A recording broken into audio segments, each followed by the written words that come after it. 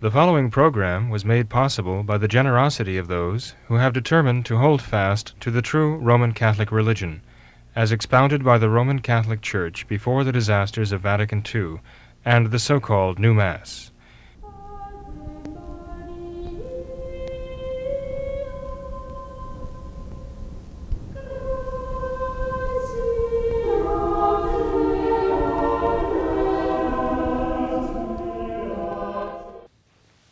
Hello and welcome to What Catholics Believe.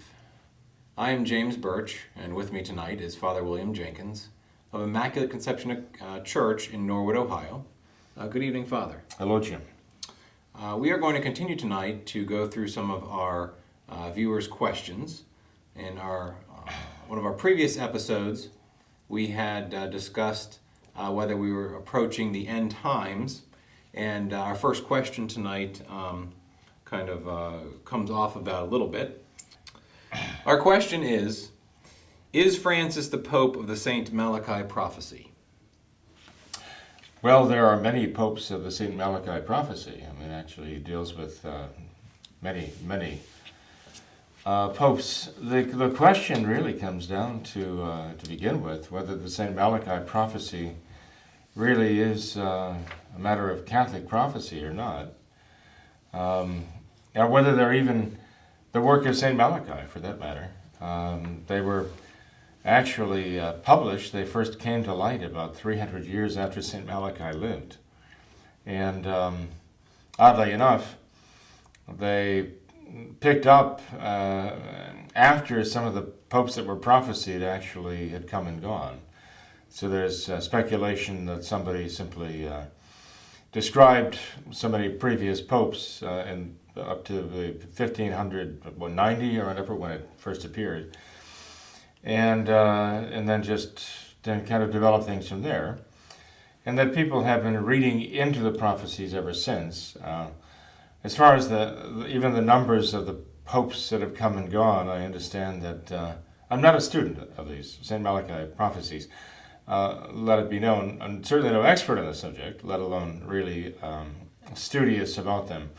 But I have done a little bit of reading about them, and it seems that the common sources point out that in order to arrive where we are now and try to apply Benedict with the glory of the olive and so on, requires factoring in some anti-popes into the list as well. And so the actual interpretation of the application of St. Malachi, if it is St. Malachi's prophecies to the lineage of the popes, it can be very subjective, you know. The Church herself has never ruled on these things, so we don't have any real ecclesiastical authority behind them, as far as I know, anyway. Is Francis the one now listed? Is he Peter the Roman, or the one before Peter the Roman? I seriously doubt it myself. It just doesn't seem to apply. One may stretch somehow the Peter and even the Roman part to cover him, but I would have to say, in my humble estimation, absolutely not. Right? The problem with the prophecies is that they can be interpreted in so many different ways. All right. So, but in terms of the prophecies of St. Malachi that apply to Peter the Roman, I cannot see how they apply to Francis in any way. Not now. And I mean, can things change? God can make things clear to us, obviously, as time goes on. But I'd say at this moment, regarding what is said about, the Peter the Roman, Petrus Romanus, although Protestants have been commenting on this and trying to make it fit, I would say, in my estimation, there's simply no way that Francis could be Petrus Romanus. Our next question actually goes to the other Pope that is currently, I guess, in the world, if he can be called that, and that's Benedict XVI. And the question from the reader is it possible that Benedict XVI could be the true Pope, based on the fact that he gave support and recognition to the traditional Latin Mass, and now he's been forced out? No. Short answer, no. But I'm not really given to short answers, as you know. So they generally refer to him, I think, as the Pope Emeritus or Emeritus, right? As in the Pope, the retired Pope. But the fact is that regardless what you might want to call him at this point, Benedict himself, whom they claim to have been actually the glory of the olive, as you know, from the St. Malachi prophecies. Benedict resigned, okay? He made it very clear he was resigning. He said he was declining of his own choice, and he resigned publicly before the whole world. It's very official. The reasons he gave, well, that's the point. He really didn't give much of any reason, except for the fact that they were personal reasons. I've heard all manner of reasons for his resignation. You mentioned one hypothesis, that he was apparently favoring the traditional Mass by his decree Summorum Pontificum, and therefore the Masons insisted that he had to go. There were those who were insisting that he had the homosexual mafia running the Vatican, or at least very powerful in the Vatican. He couldn't withstand them anymore, and so he simply turned the reins over to someone, the cardinals again, to try to find someone who could. Now, there are certain homosexuals, of course, who've denied the fact there is a homosexual mafia running the Vatican. Now, but of course that's what you'd expect, because if there was such, they certainly wouldn't want it known, wouldn't want it exposed. The fact is, though, if there is a homosexual mafia, in fact, in power in the Vatican, Benedict would have had a big hand in putting it there in the first place, right? So, and John Paul II certainly a major hand in putting it in place. So that would be a very self-condemning admission if they were to acknowledge that. There's another actually statement. Father Villa had something to do with this. Father Luigi Villa, to the effect that God rest his soul, he died not long ago at an advanced age, but that Benedict was actually implicated in the ritual deaths of some children, and that this was a major scandal and this was going to be exposed, and so he resigned rather than have this become the next huge scandal for the Vatican. That's rather sensationalistic, although there are those who have such faith, such confidence in Father Villa, and Dr. Franco, who worked with him, that they consider this to be not only plausible, but probable and possibly even certain. I don't know. Nonetheless, it is such a terrible scandal to even think about it. I mention it only as just an example of the stories, the explanations that are out there for Benedict's resigning.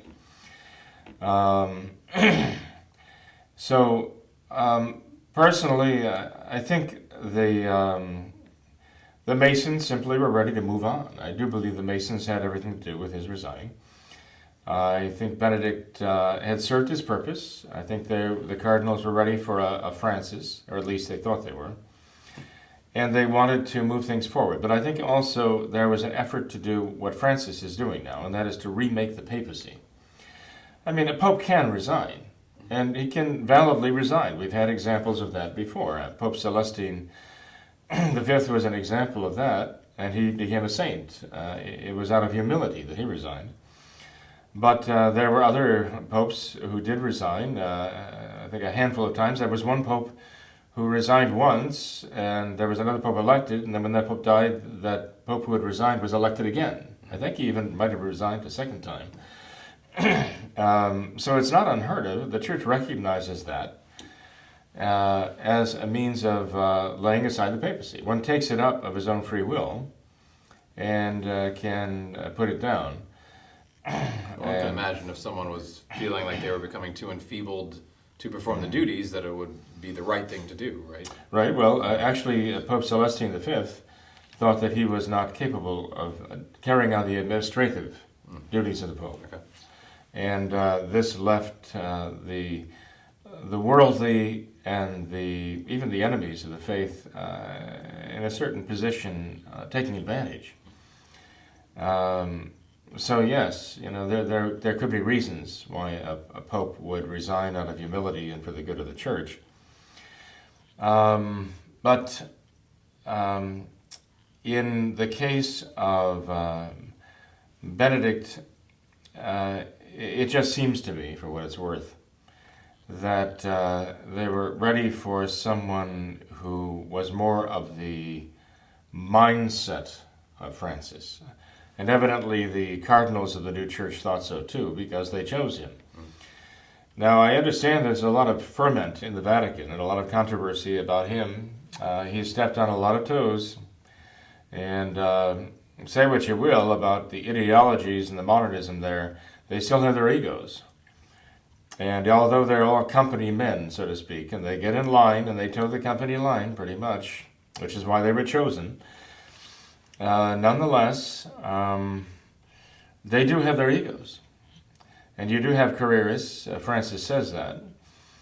And that's why I believe Vatican II and the Novus Ordo came in the first place.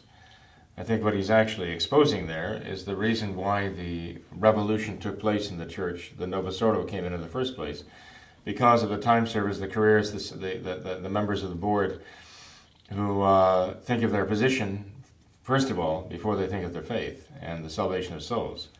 My own personal opinion of the matter.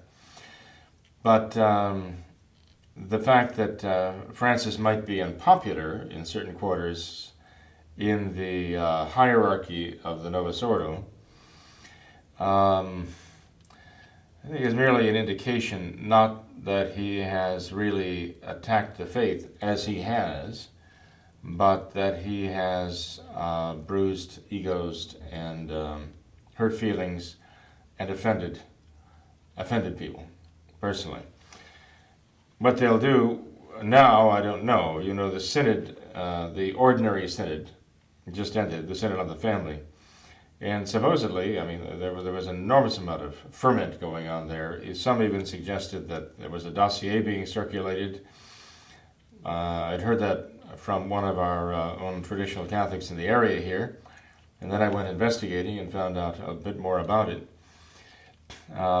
So it's interesting that dossier evidently was an accusation against Francis, circulated among the cardinals. In any case, let me just say this. There is a theory going around now, okay? This is kind of what I was debating in my mind whether to mention or not. There's a theory going around now among traditional Catholics, that's a very broad term, as you know, that both Benedict and Francis share the papacy, right? As if they could share the papacy of the Novus Ordo. And I can see how they might think that, because after all, Francis is entirely recreating the papacy in his own image and likeness. He's essentially abandoned the papacy as Christ established it. Even the very idea of the papacy. Francis does not have the concept of the papacy as the church has always taught it. And he's talked about decentralizing the authority, the power in the church. So he is recreating a kind of consensus or synodal. He's creating a kind of synodal authority structure, which is basically a parliament, a congress, and in this case, a parliament or congress of those who represent the people. This is the modernist concept of authority in the church, right? We're watching it happen before our very eyes. Exactly what St. Pius X wrote about in Vicendi. We're watching it as though they're following that template in his encyclical to put that into effect, the very thing that he condemned. That's what Francis is doing. So is it possible that in the Novus Ordo you could have a co-papacy?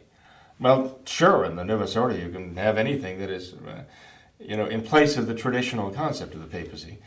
But in the traditional Catholic sense, in the real sense, you cannot have the papacy that is shared by two people. That is totally foreign to the Catholic understanding of the office of the papacy, because you have the Vicar of Christ, and you don't have the shared vicariate, kind of the two-headed, Vicar of Christ. There's no precedent for it, and there is no room for it even in the theology of the papacy and the Catholic Church.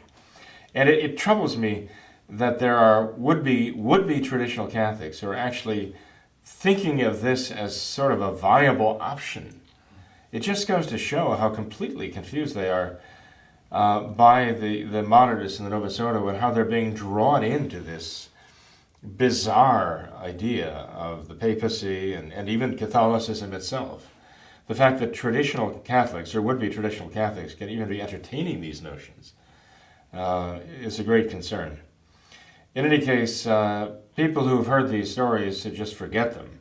The idea that Benedict wanted to turn over some control or some of the powers of the papacy to Francis, while keeping others for himself, and the two of them were sort of, they've delineated these powers among themselves. I mean, this begets the idea that then they could subdivide and undergo kind of a papal mitosis, right? where you keep subdividing the authorities of the papacy until finally everybody's got a little bit to say, and everybody's kind of part of the papacy. It's absurd. In the eyes of Catholicism, it is absolutely abhorrent. To the papacy as Christ established it, we shouldn't even entertain that idea whatsoever. Isn't that what the world wants to do anyway now with all the secularism, is make everybody their own god? It's almost making everyone their own pope. Well, that's what Protestantism did. Right. That's exactly. Protestantism basically said that, that there is no pope who can tell us what to do. Has no real authority. So the only authority in Christianity is Scriptures, and the only real authority over Scripture is me, the individual, interpreting it for himself. So everybody is guided by the Holy Ghost. That was Luther's thought on the subject, in reading the Scriptures, so everybody becomes his own infallible authority on the Scriptures. And of course then Luther turned around and wanted the princes to wipe out the peasants because they were interpreting Scripture differently than he did. So he became the Pope and the Lord High Executioner all unto himself there. To get back to your question though, Jim, sorry to kind of wander there. The fact that Francis resigned the Novus Ordo papacy, and I state that advisedly because you have the Catholic papacy and then you have the Novus Ordo papacy, and Francis is the Pope of the Novus Ordo, and Benedict is the Pope of the Novus Ordo, or was, and what effect that has on being, the Pope of the real traditional Catholic Church. There's a lot of argument about these days, which I'm not prepared to go into right now. But the fact is, they are, in fact, presiding over the Novus Ordo. And that is their religion, that is their faith, basically, following that, the Novus Ordo. So they can make up their own rules. Benedict resigned. The Catholic Church itself has acknowledged that one could resign even, the Catholic papacy. So even if he was forced out, it wouldn't matter. If he chose to do so, because he was being threatened with something, then that's too bad, in the sense that if he didn't have the gumption and the fortitude to stand up for the papacy, then by all means he should resign, right? If I may digress just a little bit longer, because these questions actually involve a lot of things facing traditional Catholics these days. There is the Siri theory. You've probably heard of the Siri theory. The Cardinal Siri, right? Siri, like of the Genoa. iPhone Siri? No, none headphones. of that. Okay. No, Just so nothing to do with viewers aren't technology. confused. Okay. No, the 30 and under crowd would, yes, they Right. would be confused by that. But Cardinal Siri of Genoa supposedly was elected during the conclave of 1958, after Pius XII died. Okay, that he was elected by the necessary 2/3 majority of the cardinals in that conclave. And then they have all kinds of evidence for it. The white smoke came out of the chimney, and then it turned to black smoke. A dove settled on him at some point, and various other things. But anyway, the theory was that Cardinal Siri was really elected Pope, not John the 23rd. And that immediately the Masons intervened and made dire threats against him, against the church, against his family, lately I heard, so that he refused to accept the papacy. Okay? And that the cardinals then went back into the conclave and they elected John the 23rd, of course, who was an ultra-modernist, and who called Vatican II and finally seized the reins to turn everything, just to basically hijack the church, fill all of our institutions with modernists in power, and take everyone else captive, all the Catholics captive on this wild ride of modernism. And some say, well, there you are, Cardinal Siri is actually the Pope. And now that Cardinal Siri is dead, they say now the person whom Cardinal Siri himself has appointed to succeed him is now the Pope. Wherever he is, who knows. So, but, just getting back to the brass tacks there, if what they're saying is true, and that he was threatened and bullied into not accepting the papacy, even though he was duly elected, then he didn't accept the papacy. There's no question. He was never the Pope, period. That was the end of that. There was no Novus Ordo as such at the time. And those who would try to make him Pope are making a big mistake anyway, because I would say if he could be bullied into not accepting the papacy that he was elected to, because of threats against himself, because of threats against his family, because of threats against the church, then he would have made a horrible Pope. Because if he had become Pope, he could have been bullied anyway. They had bullied him before, they could have bullied him afterwards. If he would have accepted the papacy without being bullied, then after he was accepted the papacy, he could have been bullied into resigning, or even worse, he could have been bullied into doing what the Masons wanted him to. If he couldn't stand his ground then, by all means, don't take the office if you can't handle the pressures. What did the Masons say in their permanent instruction of the Alta Vendita? Nubius said there, we need a pope who can be controlled by flattery or by threats. And so we've seen pontiffs of the Novus Ordo who obviously love the flattery. They just wallow in the flattery. Just think of John Paul II going into Giants Stadium with the people doing the wave, shouting, "We JP2, we love you." He loved it. He just loved it. And Francis too. He just loves the crowds loving him. He feels the love. So a pope who cannot withstand the temptations of the flattery of the world, or a pope who fears the threats of the world, I don't care where they come from or who they're directed to, that man is a dangerous man, and he should never be the pope. So those who say that Cardinal Siri actually became the pope, and they acknowledge that he never accepted the papacy, are contradicting themselves. The fact is, if he did refuse to accept the papacy for whatever reason, he never was the pope. Period. That's the end of the story right there.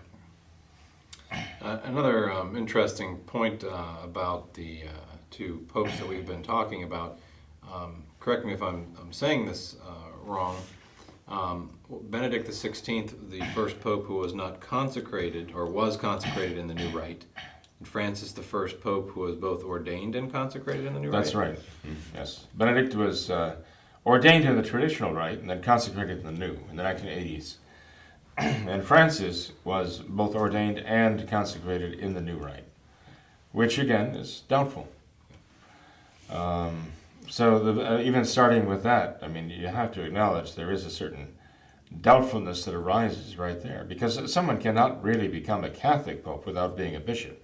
He cannot really be the Bishop of Rome or anywhere else without actually being consecrated a bishop, and with no cloud of objective doubt hanging over it.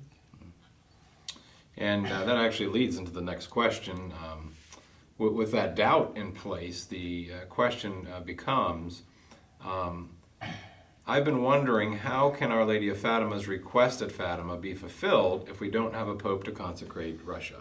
And I've heard you elucidate on this quite a bit before about how the story of how the consecration to Russia has been handled. It might be good for our viewers to hear a little bit about that.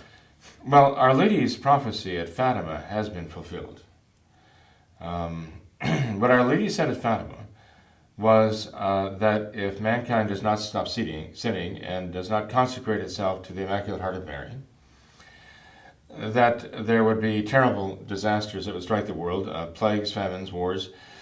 Russia would spread her errors throughout the world and persecuting especially the Church. And one might say, why would Our Lady prophesy this? Why would God strike the Church? Well, Our Lady's words were addressed to the Church, they're addressed to Catholics primarily, telling them to stop sinning and telling them to consecrate themselves. And so when Our Lady then says the punishment would be directed at the Church in the persecutions that would follow, it's kind of presupposed that the Catholics did not answer her request at Fatima to consecrate themselves to her Immaculate Heart and to stop sinning, that they were the ones in the first place who had the obligation to do so. So it's understandable that they would be the first ones to suffer the persecution too, as a result of that failure.